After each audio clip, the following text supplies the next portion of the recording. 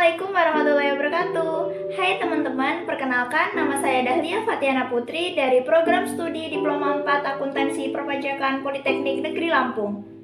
Di video kali ini, saya dan rekan-rekan saya akan mempresentasikan materi mata kuliah akuntansi pertanian, yaitu tentang industri kelapa sawit. Kelompok akuntansi pertanian ini terdiri dari saya sendiri dan dua rekan saya, yaitu yang pertama ada Anissa Putri, kemudian yang kedua ada Nimade Ayu Wardani. Oke, untuk mempersingkat waktu, kita langsung masuk ke materi ya teman-teman. Oke, di sini saya akan menjelaskan materi tentang industri kelapa sawit di Indonesia. Kelapa sawit merupakan salah satu komoditas hasil perkebunan yang mempunyai peranan penting dalam perekonomian Indonesia. Kesinambungan produksi kelapa sawit Indonesia sangat menjanjikan. Sejak tahun 2006, Indonesia telah menjadi penghasil kelapa sawit terbesar di dunia. Ya, ini memiliki peranan penting dalam pemasok dan memenuhi permintaan minyak nabati di tingkat global. Indonesia memiliki potensi yang besar untuk meningkatkan nilai tumbuh industri kelapa sawit melalui industri pengolahan turunan kelapa sawit, baik dilihat dari sisi permintaan pasarnya maupun sisi penawarannya. Kelapa sawit sendiri menyandang status sebagai tanaman penghasil minyak nabati tertinggi. Oleh karena itu, industri kelapa sawit memenuhi kriteria sebagai industri unggulan yang pantas untuk dikembangkan lebih luas lagi. Ini bisa dilihat dari hulu hingga ke hilir. Sebagai negara penghasil sawit terbesar di dunia, Indonesia mempunyai potensi yang besar untuk memasarkan minyak sawit dan inti sawit, baik di dalam maupun di luar negeri. Pasar potensial yang akan menyerap pemasaran minyak sawit (CPO) dan minyak inti sawit (PKO) adalah industri fraksinasi atau rafinasi.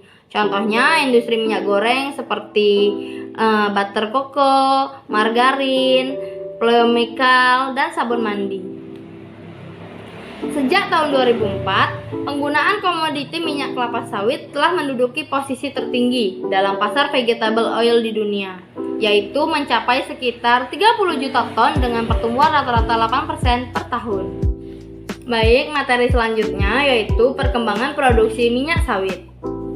Meski pandemi belum berakhir, Ketua Umum Gabungan Pengusaha Kelapa Sawit Indonesia atau disingkat GAPKI memprediksi produksi minyak sawit pada tahun 2021 bisa mencapai sekitar 35,65 juta ton.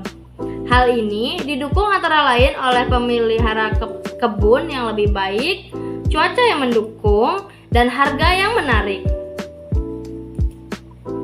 Luas perkebunan rakyat diperkirakan akan terus meningkat dan mendominasi luas areal perkebunan kelapa sawit hingga mencapai sekitar 60%. Hingga peranan perkebunan rakyat memiliki kontribusi yang signifikan dalam pembangunan perkebunan kelapa sawit di Indonesia.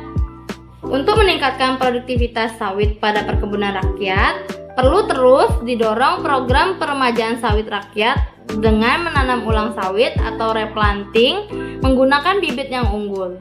Peremajaan sawit ditujukan pada tanaman sawit yang sudah berumur tua, yang produktivitasnya sudah menurun. Selain itu juga diperlukan penerapan teknologi budaya yang tepat serta saat panen dan pasca panen. Oke, untuk materi selanjutnya yaitu hilirisasi industri. Jadi, hilirisasi industri adalah pembangunan industri dalam rangka pendalaman dan penguatan struktur industri. Fokus hilirisasi industri saat ini yaitu pada industri berbasis bahan tambang dan mineral, kemudian berbasis migas dan batu bara, dan industri berbasis agro, mempertimbangkan sumber daya dan kekayaan alam di Indonesia. Nah, hilirisasi industri berbasis agro itu ya salah satunya adalah pada industri kelapa sawit. Dan melalui hilirisasi industri ini diharapkan komoditas yang diekspor nantinya tidak lagi berupa bahan baku, tetapi sudah dalam bentuk produk turunan atau barang jadi, sehingga dapat meningkatkan harga yang berujung pada peningkatan penerimaan devisa melalui ekspor. Nah, ada prasyarat yang harus dipenuhi untuk mendapatkan keberhasilan hilirisasi industri, yaitu antara lain yang pertama adanya pola pikir. Kemudian yang kedua yaitu adanya jaminan ketersediaan pasokan bahan baku. Kemudian yang ketiga yaitu adanya jaminan ketersediaan lahan. Kemudian yang keempat adanya jaminan ketersediaan pembiayaan industri. Kemudian yang kelima adanya jaminan ketersediaan pemanfaatan teknologi. Yang keenam, adanya jaminan ketersediaan energi. Kemudian yang ketujuh, adanya jaminan yang tidak tumpang tindih terkait kewenangan. Untuk materi yang selanjutnya yaitu hilirisasi industri kelapa sawit. Hilirisasi industri minyak kelapa sawit nasional merupakan salah satu bagian penting dalam pembangunan jangka panjang industri minyak sawit di Indonesia. Nah, pintu gerbang hilirisasi minyak sawit adalah industri refinery, yakni industri yang mengolah CPO atau crude palm oil maupun CPKO atau crude palm kernel oil menjadi produk antara lain, yaitu yang pertama ada olein, kemudian ada stearin, dan PFAD, palm fatty acid distillate. Secara umum, hilirisasi minyak sawit yang sedang berlangsung di Indonesia saat ini dikelompokkan atas 3 jalur hilirisasi, yakni yang pertama jalur hilirisasi oleopangan atau oleofood complex, kemudian yang kedua jalur hilirisasi oleokimia atau oleochemical complex, kemudian yang ketiga jalur hilirisasi biofuel atau biofuel complex. Hilirisasi minyak sawit dengan melalui 3 jalur yang tadi itu merupakan bagian penting dari strategi industrialisasi di Indonesia, yaitu kombinasi strategi promosi ekspor atau EO dan substitusi impor atau SI. Dari segi strategi EO atau promosi ekspor tadi, hilirisasi minyak sawit dilakukan secara bertahap, yakni fase pertama dan dilanjutkan dengan fase lanjutan. Hilirisasi fase yang pertama diharapkan dapat merubah ekspor produk minyak sawit mentah menjadi produk hilir setengah jadi. Sedangkan hilirisasi fase yang lanjutan atau fase yang kedua itu diharapkan produk yang diekspor adalah produk jadi, seperti produk oleofood kemasan. Untuk materi yang selanjutnya yaitu kebijakan hilirisasi kelapa sawit. Dalam perkembangan industri kelapa sawit nasional, kebijakan industrialisasi dan perdagangan internasional sudah mengalami berbagai perubahan. Pada periode sebelum 1978, industri minyak sawit di Indonesia itu lebih berorientasi pada pasar ekspor atau export orientation. Kemudian berubah pada orientasi pasar domestik atau domestic market orientation yang menyebabkan pasang surut hilirisasi pasar domestik. Dua rezim kebijakan mempengaruhi industri minyak sawit, yaitu kebijakan alokasi dan harga maksimum CPO domestik, dan kebijakan pajak ekspor minyak sawit dengan berbagai variasi. Saat ini, secara umum, kebijakan hilirisasi yang ditempuh mencakup kebijakan insentif pajak, pengembangan kawasan industri dengan fasilitas atau jasa pelabuhan, kebijakan bea keluar dan pungutan ekspor, serta kebijakan mandatori biodiesel untuk substitusi solar impor. Untuk mempercepat hilirisasi minyak sawit di dalam negeri, pemerintah juga mengeluarkan rangkaian berbagai kebijakan atau instrumen untuk mempercepat hilirisasi. Nah, berbagai kebijakan tersebut antara lain yang pertama ada PP nomor 52 tahun 2011 yaitu tentang pengurangan pajak penghasilan atau tax allowance untuk industri hilir kelapa sawit. Kemudian yang kedua, PMK nomor 130 PMK titik 011 2011 tentang insentif pajak atau tax holiday untuk industri hilir kelapa sawit perintis. Yang ketiga yaitu PMK nomor 76 tahun 2012 tentang pembebasan bea masuk atas impor mesin serta barang dan bahan untuk pembangunan atau pengembangan industri dalam rangka penanaman modal.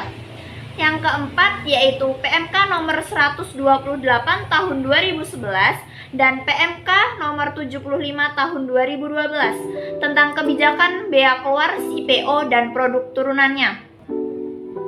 Nah, apabila produk yang diekspor semakin ke hilir, maka tarif pungutan ekspor pun semakin rendah. Seperti misalnya untuk RBD palm oil, tarif pungutan ekspor terendah untuk harga 750 US dollar per ton, yaitu sebesar 25 US dollar per ton, dan akan bertambah sebesar 16.000 US dollar per ton untuk setiap kenaikan harga 50 US dollar per ton. Sampai dengan harga RBD palm oil mencapai 1.000 US dollar per ton ke atas, maka tarifnya tetap, yaitu sebesar 121 US dollar per ton. Kebijakan baru ini secara umum dapat mendukung program hilirisasi minyak sawit. Pajak ekspor bahan mentah atau CPO yang lebih tinggi daripada pajak ekspor produk turunannya dapat mendorong hilirisasi melalui 3 jalur tersebut. Oke, untuk materi selanjutnya yaitu mengenai peluang industri kelapa sawit. Nah, perkembangan industri kelapa sawit di Indonesia mempunyai peluang yang cukup besar bagi peningkatan kinerja industri di masa mendatang. Oke, untuk peluangnya sendiri itu ada beberapa hal, yaitu yang pertama, adanya permintaan global terhadap produk kelapa sawit seperti minyak nabati masih bertumbuh tinggi.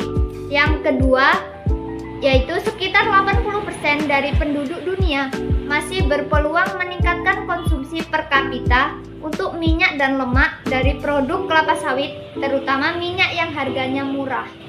Kemudian yang ketiga, terjadinya pergeseran dalam industri yang menggunakan bahan baku minyak bumi ke bahan yang lebih bersahabat dengan lingkungan, yaitu oleokimia yang bahan bakunya adalah CPO dari kelapa sawit.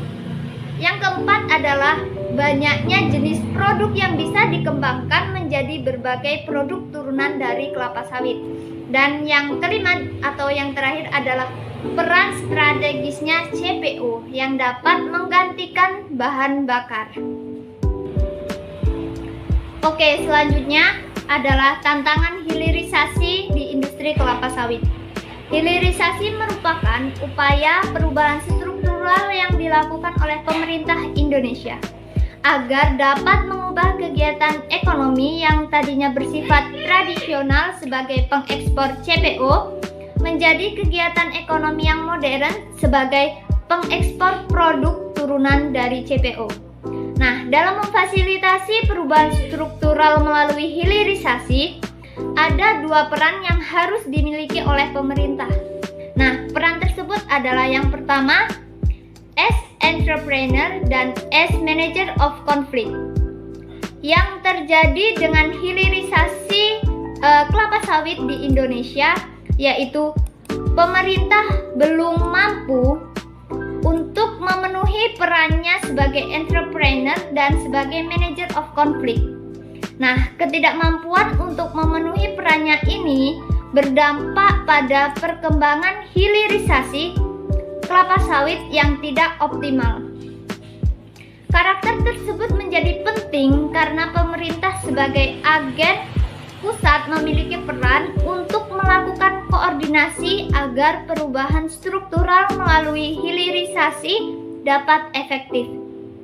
Koordinasi yang dilakukan oleh pemerintah berfungsi agar industri kelapa sawit mulai dari hulu hingga ke hilir dapat memahami perannya masing-masing untuk mewujudkan hilirisasi industri kelapa sawit. Nah, ada 2 hal yang dapat digunakan untuk melihat ketidakmampuan pemerintah berperan sebagai entrepreneur dalam hilirisasi kelapa sawit di Indonesia, sehingga perkembangannya tidak optimal. Nah, hal tersebut adalah ketidakjelasan visi industri kelapa sawit dan ketidaksinergian pemerintah dengan pelaku industri kelapa sawit. Nah, Indonesia hanya memiliki visi namun tidak tertulis. Nah, untuk menciptakan nilai tambah bagi perekonomian domestik melalui industri kelapa sawit, Indonesia hanya menggunakan BK atau bea keluar sebagai instrumennya. Oke, itu tadi materi yang dapat kami presentasikan. Apabila ada kesalahan dalam materi atau perkataan, kami mohon maaf. Saya akhiri. Wassalamualaikum warahmatullahi wabarakatuh.